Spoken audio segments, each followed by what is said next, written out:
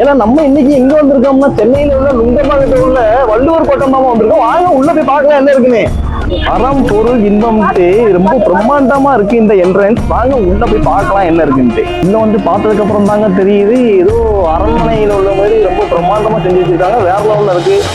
உள்ள பாத்தீங்கன்னா சிவபெருமானோட தேர், திருவாரூர் தேரே இருக்கு. இது எப்படிங்க உள்ள கொண்டு வந்தாங்கன்னே தெரியல. ரொம்ப பிரம்மாண்டமா வச்சிருக்காங்க. நீங்க ஒரு தடவை வந்து கண்டிப்பா பார்க்கணும் இந்த இடத்த. பாருங்க ஃப்ரெண்ட்ஸ், நம்ம இப்ப திருவாரூர் தேர்ல தான் டிராவல் பண்ணிட்டு இருக்கோம். டிராவல் பண்ணதுக்கே அப்படி வேற லெவல்ல இருக்கு. செம்மையா எங்க மேல வந்தது பாருங்க, கேரளா ஸ்டைல்ல ஓடி அதுக்கப்புறம் வந்து திருவாரூர் தேருக்குள்ள ஏதோ சிலைலாம் வச்சிருக்காங்க. இந்த பக்கம் வந்து திருவள்ளூர் பெயிண்டிங் இருக்குது.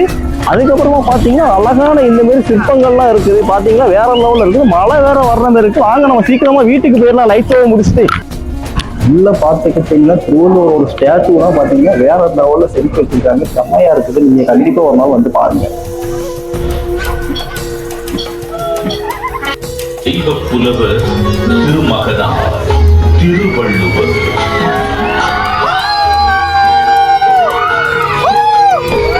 ஐயன் வள்ளுவரின் பிறந்த வருடம் தமிழக அரசால் கிமு 31 என்று வழங்கப்படுகின்றது.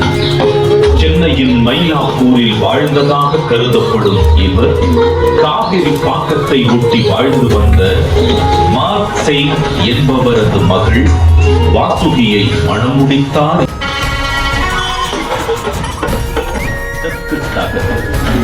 எனும் குரலில் கல்வியின் முக்கியத்துவம், கல்லாமையின் தீங்கு, பொருள் கூர்ந்து கற்றல், அதன் பின் அறவழி நடத்தல் போன்ற எக்காலத்துக்கும் பயன் பெறும் கூறுகள் இடம்பெற்றுள்ளன. 3ஆம் பிரிவான இன்பத்துப்பால் இல்வாழ்க்கைக்கு தேவையான அகக்கூறுகள் இடம்பெற்றுள்ளன. உதாரணத்திற்கு உடம்பொடு உயிரிடை எண்ணமற்றன, மடந்தை